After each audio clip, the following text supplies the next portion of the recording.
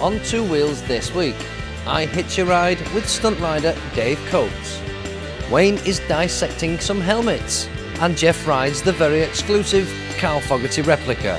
And there's a chance for you to win tickets for next month's Sheffield Supercross.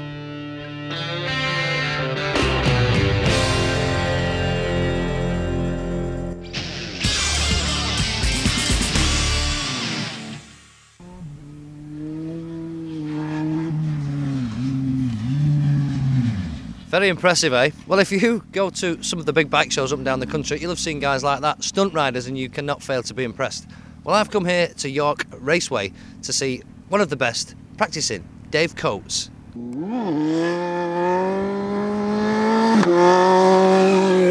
So Dave, stunt riding, how on earth do you become a stunt rider?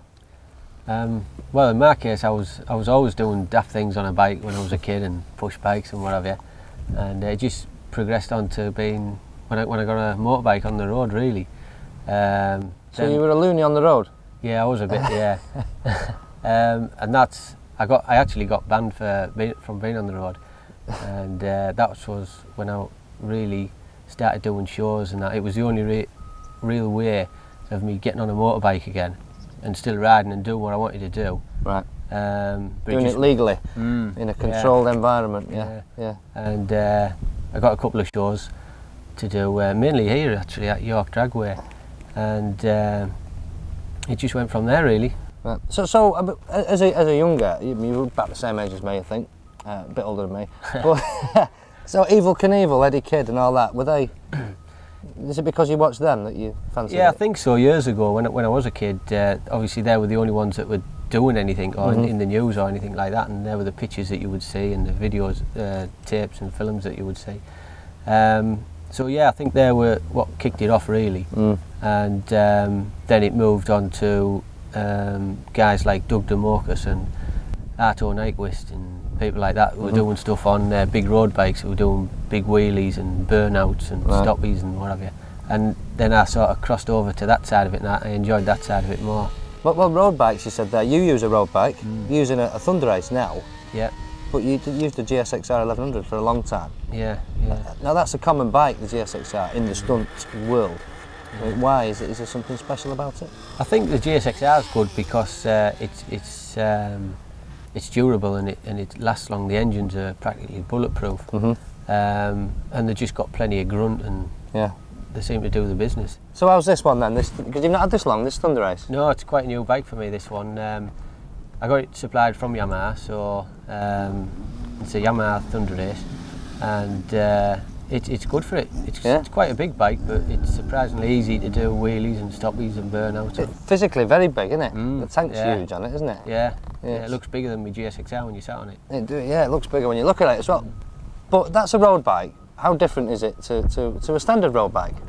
Well, that's not very much different at all. It's all I've done is I've took the fairing off, put a set of motocross handlebars on, and just changed the end can, really. That's it. Oh, I fitted an air shifter as well.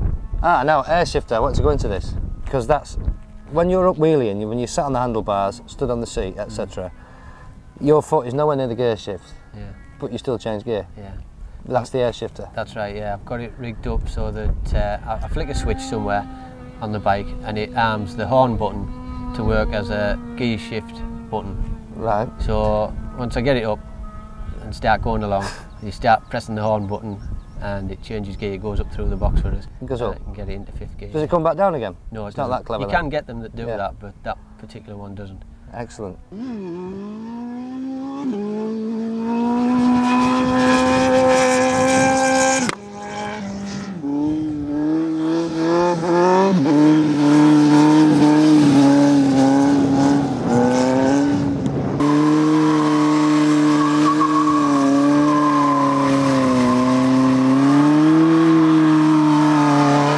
Dave, it looks dangerous what you do, and I know you're well aware of the dangers, but have you ever had a bad tumble?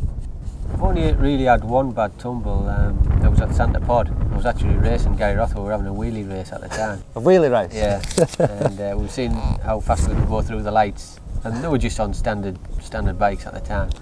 And I don't know whether it was wet or I'd put my front wheel down. When I put the front wheel down, I had it turned on full lock. I was trying to keep it in a straight line. I think I was just like pulling to one side. And when I put mine down, I got this massive tank slapper and it spat me off the side and slid along for it. Well, what felt like ages. And I just sort of put a fairly big hole in my shoulder and ground a bit away. So how fast were you going? I was doing about 100 at the time. On one wheel? Yeah, but I didn't have no proper leathers on, I just had a pair of these dungaree things. Every time I see you, you're doing something different, or you're doing a different combination of something. How do you work out what you're going to do? It's just flashes of ideas and that, probably when you're laid in bed on a night, can't sleep and that. You don't sit there, do you, at a coffee table with a little model of a bike and think, you not do that? No. I haven't got that far yet. Not that bad, no. But is there such a thing as a new stunt? Because as I see it, you've got wheelies, stoppies, burnouts. I think you're merely limited with them three things, and I think anything new now is just going to be a variation on them three, or on your skiing and surfing and skiing. Stuff like Forgot that. your skiing and your surfing, yeah. And then you're riding backwards. Riding back. This is something that you've been into now, isn't it? Riding backwards. Yeah, I'm into riding. That's your favourite thing, is it now? Yeah, it's my newest thing at the moment. So riding backwards. Yeah. So what do you do? I know you turn round here and just go for it. What's the idea? Just to go as fast as you can backwards? It looks very odd. Yeah, it is odd when you get round there. Does it feel odd? Yeah, it does. Yeah. Yeah, it is. How do you, this might sound like a stupid question, but how do you know where you're going? Well, I don't really. I'm not a very supple type of person, and once I get round there, I can't really turn and see where I'm going. You need to be able to bend your neck through 180 degrees. Some people can, I can't. No. And I just sort of make sure there's nothing there and get myself whipped round. And so what's the fastest you've been backwards up to now? I've just done 125 mile an hour at Elverton. Going backwards? Yeah. He's mad, completely mad. I don't know. But the stunts that you put the stunts together, you kind of choreograph the show, don't you? It's a show, isn't it? Yeah. It's not just watch me do a wheelie, watch me do a burnout. It's all... Yeah, it's more trying to get it to flow into each other nowadays. Yeah. And making the show look a bit better and a bit more professional. Yeah. Pyrotechnics you're into now? Yeah, start using them. I set a few of them off at the end of the show and usually frighten the life out of everybody. Yeah, me included, yeah. Have you got any new things up your sleeve, any new tricks? Is it an ultimate kind of thing? I don't think there's an ultimate now. I mean, the ultimate for me was the three things like breaking back lights and what have you, riding You're backwards. famous for that now. Yeah, getting a bit of a reputation for that now. How did that start? Breaking? Did you think I can get that on the floor? Or? It was seeing somebody else do it, like I said before. Arto Nyquist, Doug Demokis, and that they were doing them years ago, and so that's what really fired me up, and that's what I wanted to do. There was that, the skiing off the back, and riding backwards. That was the three things I wanted to do years ago. And you're doing them all now? Yeah, getting them all now, and a few more. I know, yeah.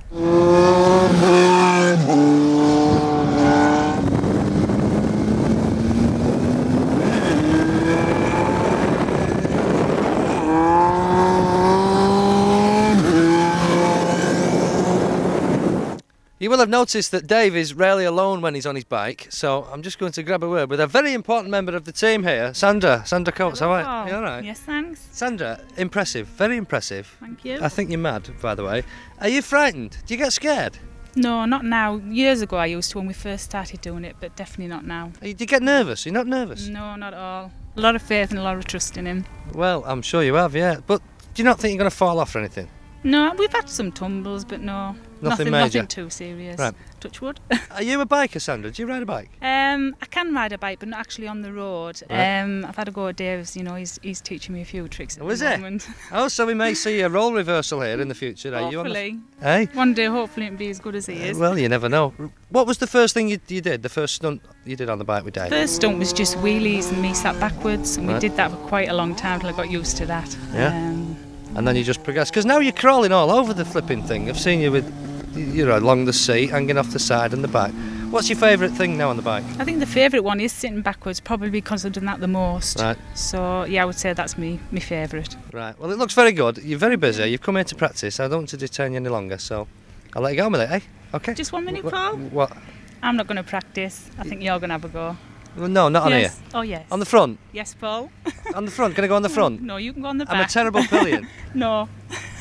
Oh, well.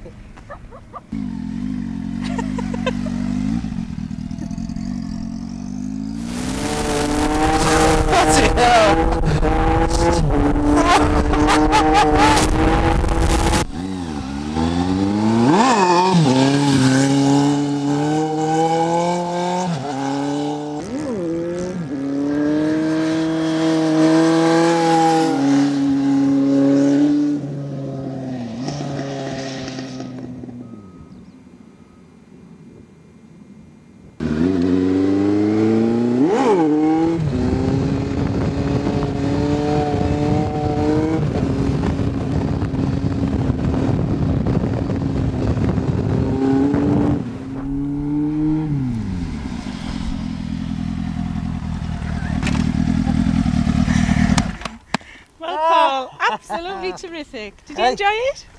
Yeah. Let me get this off, see if I can still speak. Brilliant. Good. Now I know that you really are completely mad. No, it's a minute. Top man. Never felt frightened. Good. But brilliant. Very I told you you exhilarating. I would do it again. If ever you get a chance, just do it. It's just fantastic. Well, I think you've just done me out of a job. No, I'll tell you what, I enjoyed it, but I'll take that. You get your helmet on and we'll stay as we are, I think. But tremendous. What can I say? Fantastic. Thank you.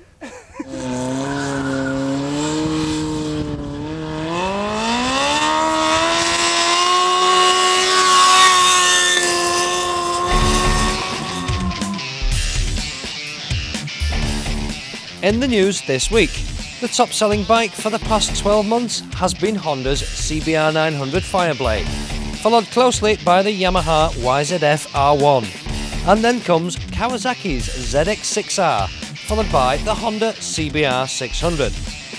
And scooter sales are increasing all the time, and in July of this year, for the first time, a scooter outsold all other motorcycles. It was the Peugeot Speedfight 100. And motorcycle sport is becoming more and more popular, it seems. At this year's World Superbike round at Brands Hatch, the attendance was over 82,000. That's the second highest day attendance for a sporting event anywhere in the UK this year. And coming up after the break, Wayne invites us to his helmet clinic.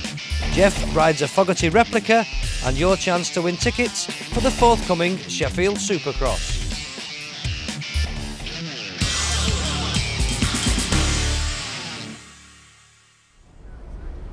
Yes, thank you, Doctor. Thanks for the advice. Yes, thank you very much. But I must go. My patient's waiting for me now. Nurse, prepare that patient.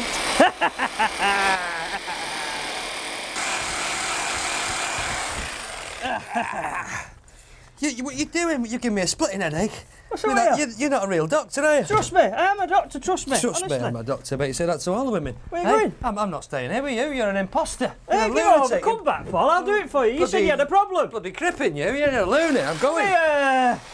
You bloody lunatic. You're Potter. Give over. There was no blood. What's up here? No blood, you bloody me. You'll be bloody locked up, you bloody lunatic. Coming here again. It's no problem at all. Don't worry about it. I'll stick him in the post. He'll be there in a few days. I can get anything. Anything at all. All right. See you then, mate. Okay, speak to you soon. Ta-ra.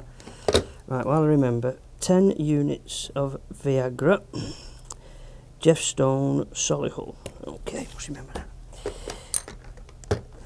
Hello, nurse. Can you hold me calls, please? Yeah, thank you very much. Yeah.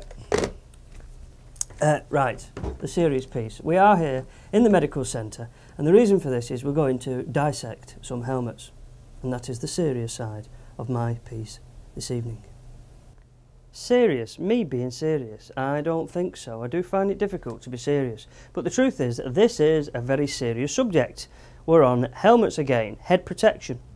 Well, first of all, let's just get this sorted. I have to get rid of this. Oh, and a warning to George Clooney. I think your job's in jeopardy, because I really do like the idea of this Dr. Lark and this outfit. Anyway, crash helmets. You may be curious to know what on earth you get in a crash helmet. Well, it's fairly obvious, isn't it? You get this thing, the bit on the outside, the hard bit. These are made of a number of different substances. We've got plastics, we've got carbon fibre, Kevlar, fiberglass, which is a traditional method of manufacturing them. They come in different weights. They come in different types of sort of flexibility. Some are very, very hard, and some are actually a little softer than others. That then brings me to the next bit. The bit that is very underestimated, albeit very, very important. Simple polystyrene, constructed in a different way by different manufacturers to suit the shell. So if it's a hard shell, they sometimes use a soft polystyrene. If it's a flexible shell, which will dint and change its shape in the case of an impact, they use a harder polystyrene. They do mix the two to suit, and there's quite a lot of sort of technical research goes into that bit to produce the safety of the helmet. And then obviously in the finishing bit, that's the liners and everything, which are like these babies, which go inside the helmet to finish it off. Different sizes. This is a small piece which will go on a small helmet, and that ends up here, and then you've got the bit that goes on here like that. Smart, eh? And that goes inside that helmet to produce the finished product with the visor on, with the fittings and all the venting, and that's what you buy. There we are, the finished product, a crash helmet. Well, that is to say, a half price crash helmet.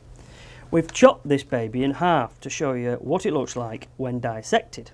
And the reason for that is to show you the construction and the very, very important part of it, the polystyrene liner. There are often one shell size and lots of different thicknesses of these things, but they all serve the same purpose, to fit your head as comfortably as possible and also to absorb the shock. Some manufacturers, that's the posh ones, will often produce different shell sizes and therefore different internal sizes to suit your head size, but the same product, the same result, and that is to absorb the shock to save your head. See how this has been sort of brought away from the shell, and very much so here. That's because this particular thing has been tested on a test bed, and that polystyrene has done its job. Now, an important point is you can't see any markings or any damage to that shell, but it has served its purpose. It's absorbed the shock. You've got to throw it away. So, very simple. If you should have an incident with your crash helmet on your head, the fact is it's no good anymore. Throw it away. Stick it in the bin. Even if you spent a lot of money, it's worth changing it because it served its purpose. It was the best thing that you could do, buying a good helmet, sticking it on your bonds, saved your headache, throw it away, get another. It's worth it. Alright then. Now, don't bother ringing in and writing letters and so on because you want to know a little bit more about helmets, because we're going to deal with helmets, even more details, later on in the series. What was that? Oh, nurse, behave, I told you to blinking well lance the boil, not boil the blinking lance.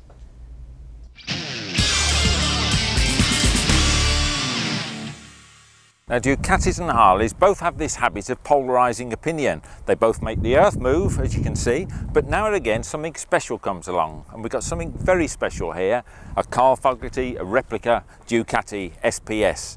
Now, this cover that you can see is just part of the kit that you get with your new replica. That's if you are going to buy one. So if you take this off, all will be revealed. Look at this, I bet you can't wait.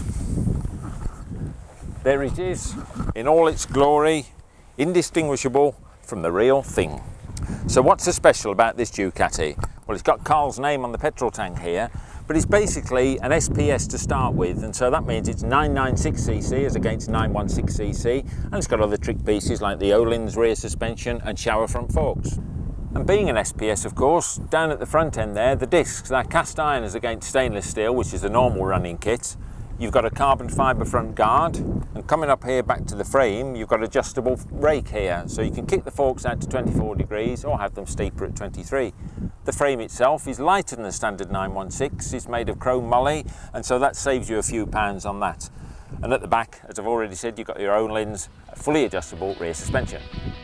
Once aboard the Foggy Rep, you get this strange feeling. You know it's not Carl's World Superbike, equally important, you're not Carl. But you think it is, and you are. Depending on the bend, you could be at Brands, Donington or even Misano. On the straights, you drop it down a gear or two just for the fun of it. Take a handful of throttle and the power explodes into action, catapulting you forward or even skyward. The revs rise, the titanium exhaust bark, and the bike comes alive. No tingly vibes or anything so soft, just great dollops of poke, enough to make you laugh out loud with the sheer madness of it all. It's not the lightest, quickest handling of bikes, but it is rock solid. It's like the whole Ducati thing, it's all about involvement. It needs an input from you, and I for one prefer it that way. Sanitised it ain't. Under the tank you've got a carbon fibre airbox, which not only gets more air to the engine and saves some weight, it actually strengthens the frame. More carbon fibre bits. In fact, this bike's littered in carbon fibre because coming up at the back, even the number plate mounting is in carbon fibre. Well, if that's not special enough for an SPS, now pretty exclusive as it is, this has got some absolutely fantastic end cans here. These are titanium and carbon fibre, and they sound absolutely fantastic. I've never heard anything like it. It's what Ducatis are all about. You've also got a special carbon fibre seat unit. It's painted, yes, I know, but believe me, carbon fibre under there. And also you've got a Technocell seat pad here, which is a non-slip pad, keeps you in position. It's got Marcassini wheels that you can see down there, 5 spokers, lightweight, all part of the sort of magic of Carl's works bike. But perhaps the most exclusive thing of all is there's only 200 of these, and I'm lucky enough to have one. The suspension is not so much firm as beautifully controlled, making for spot-on road holding. It's not super light at 190 kilos, 13 up on an R1, but who's counting? Brakes are absolutely superb and need to be, with the ubiquitous 320mm Brembo discs up front, but this time cast iron, and 4-pot calipers and a single disc at the rear. Creature comforts are few. The fairing is as lovely as ever, but the screen is for racing. If you want protection, get an ST2. The riding position is just that. It's the only position to be in on a bike like this. So if you're mentally comfortable, you'll be comfortable, because to pootle around on this unique icon of our time is an insult. At £20,500 you've got to be rich, and with only 200 made you've got to be quick. Not cheap, but it is Italian. It's life to the full, so live it that way. La dolce vita, as the Romans would say.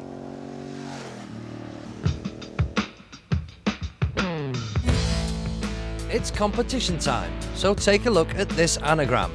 And if you can solve it, you could win one of 6 pairs of tickets for this year's Sheffield Supercross on Friday, October the 2nd. And should you need a clue, the answer is a well-known Supercross star. Answers on a postcard to this address.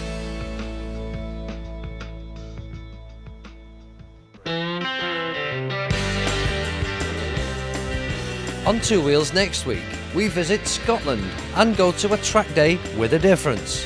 And I take a ride on Honda's big one, the CB1000. And Jeff discovers the joys of a tuned-up VMAX.